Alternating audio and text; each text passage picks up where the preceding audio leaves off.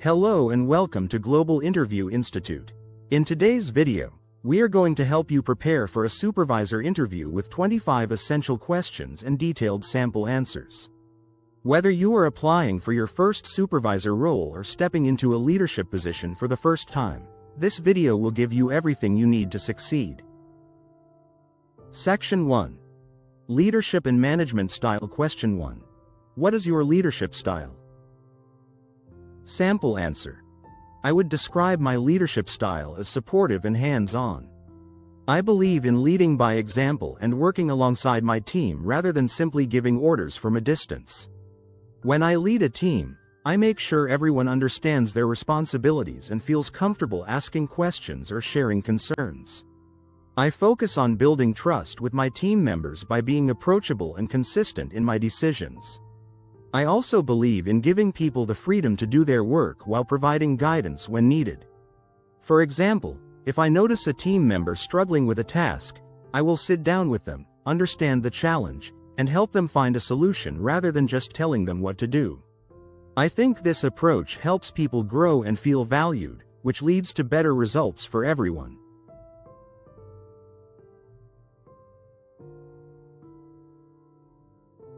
Question 2. How do you motivate your team? Sample answer.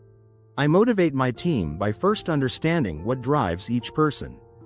Everyone is different, and what motivates one person may not work for another. Some people are motivated by recognition, while others prefer new challenges or learning opportunities. I start by getting to know my team members and understanding their goals. Then I use a combination of approaches. First, I set clear expectations so everyone knows what success looks like. Second, I recognize good work publicly, whether it's a simple thank you in a team meeting or mentioning someone's achievement to senior management. Third, I create opportunities for growth by involving team members in new projects or tasks that stretch their abilities. I also make sure to celebrate team successes together, even small wins, because this builds a positive atmosphere where people want to do their best. Most importantly, I try to be enthusiastic myself because motivation is contagious. Question 3. How do you lead by example? Sample answer. Leading by example means showing the behavior and work ethic you expect from others. I believe you cannot ask your team to do something you are not willing to do yourself. If I expect my team to be punctual, I make sure I arrive on time. If I want them to follow health and safety procedures, I follow them myself without exception. During busy periods, I don't just supervise from the side. I get involved and help with the work. This shows my team that I understand the challenges they face and that I'm not asking them to do anything unreasonable. I also lead by example in how I treat people. I am respectful and professional with everyone, from senior managers to new starters. When I make a mistake, I admit it openly instead of hiding it. This creates an environment where team members feel safe to be honest about their own mistakes, which helps us improve together. Section 2. Team Management and Delegation. Question 4. How do you delegate tasks effectively? Sample answer. Effective delegation starts with knowing your team's strengths and capabilities. Before assigning any task, I consider which team member is best suited for it based on their skills, experience, and current workload. When I delegate, I make sure to explain the task clearly, including what needs to be done, the deadline, and the expected standard. I also explain why the task is important so the person understands its value. I ask if they have any questions and make sure they have the resources they need. Then I step back and let them do the work. I don't micromanage, but I stay available if they need support. I check in at reasonable intervals to track progress without being intrusive. If something is not going well, I address it early rather than waiting until the deadline. Delegation is not just about distributing work. It's also about developing your team by giving them opportunities to take on new responsibilities. Question 5. How do you ensure tasks are completed on time? Sample answer. Ensuring tasks are completed on time requires good planning, clear communication, and regular monitoring. First, I break down large tasks into smaller steps with their own deadlines. This makes big projects manageable and helps identify potential delays early. I communicate deadlines clearly to everyone involved and make sure they understand the priority of each task. I hold brief daily or weekly check-ins, depending on the project, to review progress and identify any obstacles. If someone is falling behind, I work with them to understand why and find solutions. Maybe they need extra support, or perhaps another task is blocking their progress. I also build in some buffer time when planning because unexpected issues always arise. If a deadline is at risk, I communicate this to relevant stakeholders early rather than waiting until the last minute. Most importantly, I lead by example by completing my own tasks on time and being organized with my responsibilities. Question 6. How do you manage workload fairly among team members? Sample answer. Managing workload fairly means considering several factors, not just giving everyone the same amount of work. I start by understanding each person's capacity, skills, and current commitments. I keep track of who is working on what and use this to distribute new tasks evenly. When creating rotas or schedules, I try to be fair with shifts, making sure the less popular times are shared across the team rather than always falling on the same people. I am also transparent about how decisions are made so that team members understand the reasoning. If someone feels their workload is unfair, I encourage them to speak up, and I listen with an open mind. Sometimes adjustments are needed because circumstances change. I also watch for signs that someone is overwhelmed, like working late consistently or seeming stressed. A good supervisor notices these things before the person burns out and takes action to rebalance the workload. Section 3. Communication skills. Question 7. How do you communicate effectively with your team? Sample answer. Effective communication is about being clear, consistent, and considerate. When giving instructions, I use simple, direct language and avoid jargon that might confuse people. I always check for understanding by asking if there are any questions and sometimes asking team members to repeat back what they have heard. I adapt my communication style to different situations. Sometimes a quick verbal update is enough. Other times, written instructions are better so people can refer back to them. I hold regular team meetings to share updates, but I also make time for one-to-one conversations because some things are better discussed privately. I believe communication is two-way, so I actively listen when team members speak. I don't interrupt. I acknowledge their points, and I take their feedback seriously. I also keep the team informed about changes or decisions that affect them, even when the news is not positive. People appreciate honesty more than being kept in the dark. Question 8. How do you handle handovers between shifts? Sample answer. Handovers are critical for continuity, and I take them very seriously. A good handover ensures that nothing falls through the gaps when shifts change.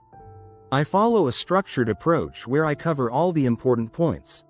What tasks are in progress, what needs immediate attention, any issues or incidents that occurred, and any messages or requests that need following up. I don't rush handovers. I allow enough time for questions and clarification. I also keep written records of key information so that if something is forgotten during the verbal handover, there is a backup. If I am handing over to someone less experienced, I give more detail and check that they are comfortable with everything before I leave. I also encourage my team to use the same structured approach when they hand over to each other. Consistent handovers reduce mistakes, prevent misunderstandings, and ensure everyone is on the same page. Section 4. Conflict resolution and handling difficult situations. Question 9. How do you handle conflict between team members? Sample answer. When conflict arises between team members, I address it quickly before it escalates. Ignoring conflict only makes it worse. My approach is to first speak with each person individually to understand their perspective. I listen without taking sides and ask questions to get to the root cause. Often, conflicts come from misunderstandings or different working styles rather than real issues. Once I understand both sides, I bring the people together for a calm, private discussion. I set ground rules. Both must listen respectfully and focus on finding a solution rather than blaming each other. I help them identify common ground and guide them toward a resolution they can both accept. After the meeting, I follow up to make sure the solution is working. If the conflict is serious or involves behavior that breaches company policies, I escalate to the appropriate manager or hour. My goal is always to restore a positive working relationship while maintaining a professional environment for everyone. Question 10. Tell me about a time you handled a difficult situation. Sample answer. In a previous role, we had a situation where two team members had an ongoing disagreement about how tasks should be completed. This was affecting the whole team's morale. The situation was that both had different approaches to the same work, and each believed their way was correct. My task was to resolve this conflict and restore a positive team environment. I took action by meeting with each person separately first. I listened to their concerns and acknowledged their points of view. I discovered that both methods had merit but were causing confusion for other team members. I then brought them together and proposed a compromise where we would create a standard procedure that incorporated the best elements of both approaches. I asked them to work together on documenting this new procedure, which gave them ownership of the solution. The result was that they developed mutual respect through collaboration, the new procedure improved efficiency, and the team atmosphere became much more positive. Question 11. How do you remain calm under pressure? Sample answer.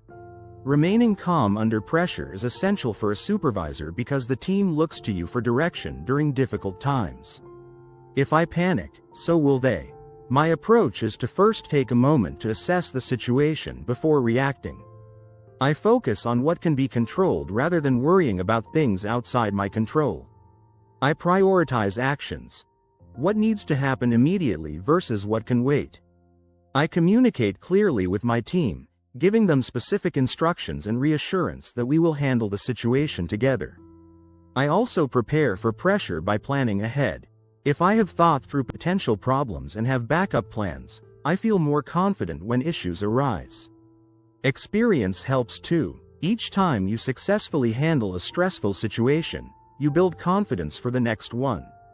After a pressure situation passes, I reflect on what went well and what could be improved so that I am even better prepared next time. Section 5.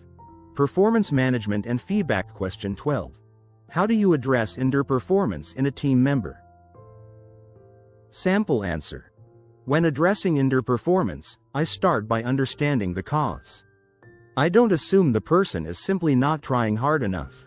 There could be many reasons: unclear expectations, lack of training, personal issues, or problems with workload. I arrange a private conversation where I explain my observations using specific examples rather than vague statements. I ask open questions to understand their perspective.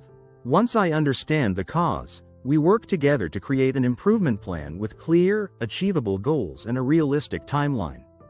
I offer support, whether that's additional training, adjusting their workload, or regular check-ins. I document our discussions and the plan so there is a clear record. I follow up regularly to track progress and give feedback. If the person improves, I recognize their efforts.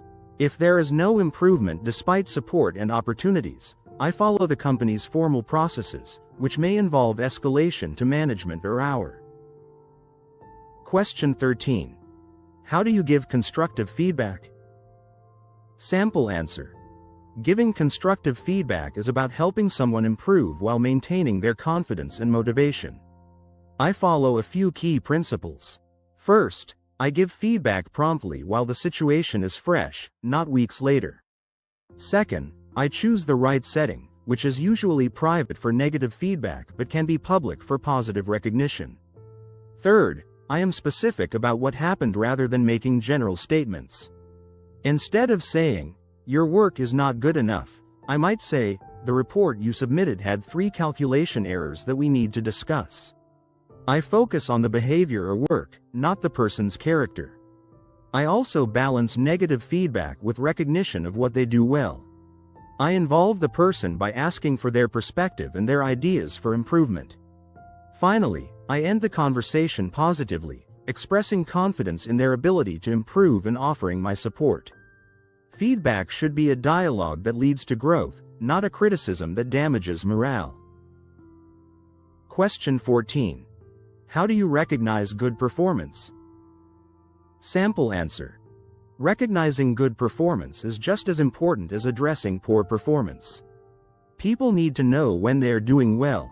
I recognize good work in several ways. First, simple verbal recognition immediately after someone does something well. A genuine thank you goes a long way. Second, public acknowledgement in team meetings when appropriate, which shows others that good work is valued. Third, I share achievements with senior management so the person's efforts are visible beyond just our team. I also write notes or emails acknowledging specific contributions, which creates a record and is something the person can refer back to. I try to be specific in my recognition, saying exactly what they did well and what impact it had. This is more meaningful than generic praise. I also recognize effort and improvement, not just results, because I want to encourage people who are trying hard even if they are still developing. Everyone appreciates being noticed and appreciated for their contributions. Section 6. Policies, Procedures and Compliance. Question 15. How do you ensure your team follows company policies and procedures? Sample answer. Ensuring compliance starts with making sure everyone understands the policies and why they exist. I never assume that team members know the rules. When someone joins the team, I go through key policies with them and explain their importance. I regularly remind the team about procedures, especially those related to health and safety, safeguarding, or sensitive areas. I lead by example by following all policies myself without exception. If I cut corners, my team will too. I monitor compliance through regular observations and checks, addressing any issues immediately rather than letting them slide. When policies change, I communicate updates clearly and give people time to adjust. If someone breaks a rule, I assess whether it was due to lack of knowledge or deliberate behavior, and respond appropriately. For genuine mistakes, I retrain. For repeated or deliberate breaches, I follow the formal disciplinary process. I also explain the consequences of non-compliance so people understand the seriousness. Question 16. How do you handle health and safety in your team? Sample answer. Health and safety is a top priority and never something I compromise on. I make sure all team members receive proper training and understand the safety procedures relevant to their work. I conduct regular checks of the work environment to identify hazards and address them promptly. I encourage a culture where everyone feels responsible for safety and comfortable reporting concerns without fear of criticism. When incidents occur, even minor ones, I ensure they are reported and documented properly. I investigate to understand what happened and how to prevent it in future. I keep up to date with health and safety regulations and make sure my team is aware of any changes.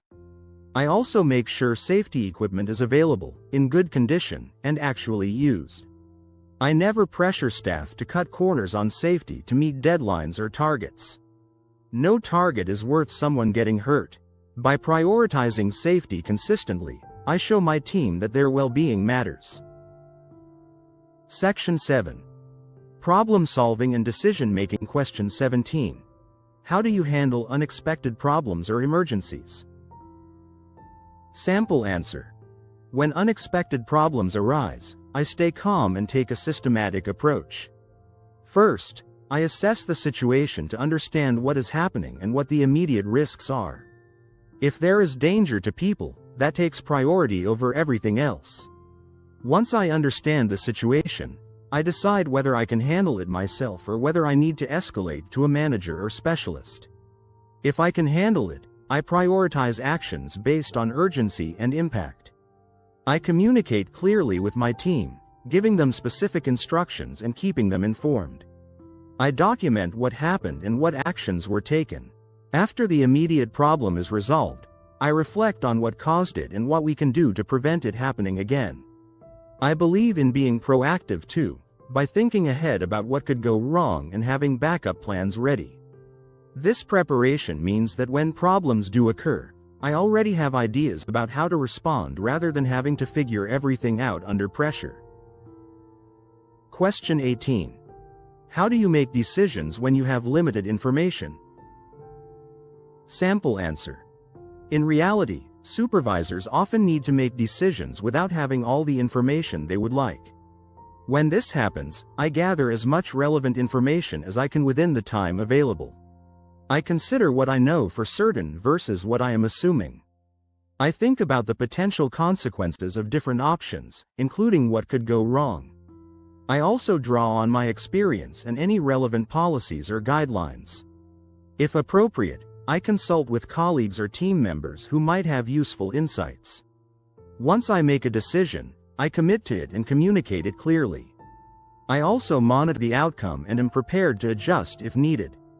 I recognize the limits of my authority, so if a decision has significant consequences or is beyond my scope, I escalate to my manager rather than taking risks. I would rather admit I need guidance than make a decision that causes serious problems. After the situation resolves, I reflect on whether my decision was correct and what I can learn for the future. Section 8. Time Management and Organization. Question 19. How do you prioritize your tasks as a supervisor? Sample answer. As a supervisor, I have many responsibilities competing for my attention, so prioritization is essential. I start each day by reviewing what needs to be done and categorizing tasks by urgency and importance. Urgent and important tasks come first, such as dealing with immediate issues or meeting tight deadlines. Important but not urgent tasks, like planning and development, need to be scheduled rather than constantly pushed back. I also recognize that some tasks might seem urgent but are actually not important, and I avoid spending too much time on these. I use lists and schedules to keep track of everything and update them regularly. I build in buffer time because interruptions are inevitable when you are supervising people. I also know when to delegate. If something can be done by a team member, that frees me to focus on tasks that only I can do. At the end of each day, I review what I accomplished and plan for the next day. This keeps me organized and ensures nothing important is forgotten. Question 20. How do you balance administrative work with being present for your team? Sample answer. Balancing paperwork with floor presence is one of the biggest challenges for supervisors. I handle this by planning specific times for administrative tasks rather than letting them take over my day. I might do paperwork early in the morning before the busy period starts, or during quieter times when the team is settled into their work. I never disappear into an office for hours while my team needs support. If I must work on something administrative during a busy period, I position myself where I can still see what is happening and be available if needed. I also look for ways to be efficient with paperwork, using templates, being organized with files, and dealing with things immediately rather than letting them pile up. Some documentation can be done on the floor rather than in an office. The key is recognizing that being visible and available to the team is a core part of my job, not something I do when I have time left over from admin tasks. Section 9. Customer, Patient or Resident Focus. Question 21. How do you ensure high-quality service or care? Sample answer. Ensuring high-quality service or care requires a combination of standards, training, monitoring, and culture. I make sure everyone on the team understands what good quality looks like by setting clear standards and expectations. I provide proper training so people have the skills and knowledge to deliver quality work. I monitor quality through regular observations, checking outputs, and gathering feedback from customers or service users. When I spot quality issues, I address them immediately through coaching and retraining rather than waiting for them to become bigger problems. I also encourage a culture where team members take pride in their work and hold each other accountable for quality. I lead by example, always maintaining high standards in my own work. I listen to feedback and complaints carefully because they often highlight areas for improvement. I celebrate and recognize excellent work to reinforce the behaviors I want to see. Quality is not a one-time achievement, it requires constant attention and commitment from everyone. Question 22. How do you handle complaints professionally? Sample answer. When handling complaints, I start by listening carefully without becoming defensive. The person complaining needs to feel heard and taken seriously. I acknowledge their feelings and apologize for their negative experience, even if I don't yet know whether we were at fault. I ask questions to understand exactly what happened. Then I explain what I can do to help and what steps I will take to investigate. I set realistic expectations about timelines. I follow through on what I promise, investigating the complaint thoroughly and keeping the person updated on progress. If we were at fault, I acknowledge it honestly and explain what we will do to put things right and prevent it happening again. If we were not at fault, I explain this clearly and politely. I document all complaints properly and look for patterns that might indicate systemic issues. Every complaint is an opportunity to improve. I also support my team through the process, coaching them on how the complaint should have been handled if something went wrong. Section 10. Training and Staff Development. Question 23. How do you support new team members? Sample answer. Supporting new team members is crucial for their success and for the team's overall performance. I start by making sure they feel welcomed and included from day one. I introduce them to everyone and explain how the team works together. I provide a thorough induction covering policies, procedures, and practical information they need. I pair them with an experienced team member who can mentor them during their first weeks. I set clear expectations but also reassure them that it's okay to ask questions and make mistakes while learning. I check in regularly, not just formally but informally too, to see how they are settling in and whether they have any concerns. I give them tasks appropriate to their current skill level and gradually increase complexity as they gain confidence. I provide regular feedback, highlighting what they're doing well and offering guidance on areas for improvement. I understand that different people learn at different speeds, so I am patient and adjust my support to their individual needs. Section 11. Accountability and responsibility. Question 24. How do you take responsibility for mistakes? Sample answer. Taking responsibility for mistakes is essential for good leadership. When I make a mistake, I admit it openly rather than trying to hide it or blame others.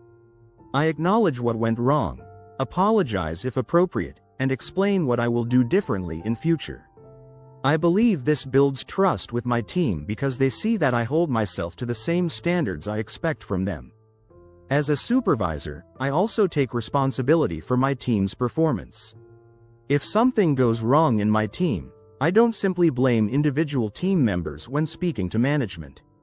I consider what I could have done differently, whether there were gaps in training, communication, or supervision. I address the issue with the team member privately, but I accept my share of responsibility publicly. This creates a culture where people feel safe admitting their own mistakes rather than covering them up. Every mistake is an opportunity to learn and improve, and I make sure we capture those lessons so the same mistakes don't happen again. Section 12. Motivation for the supervisor role. Question 25. Why do you want to become a supervisor? Sample answer. I want to become a supervisor because I genuinely enjoy supporting others to succeed and believe I can make a positive impact in a leadership role.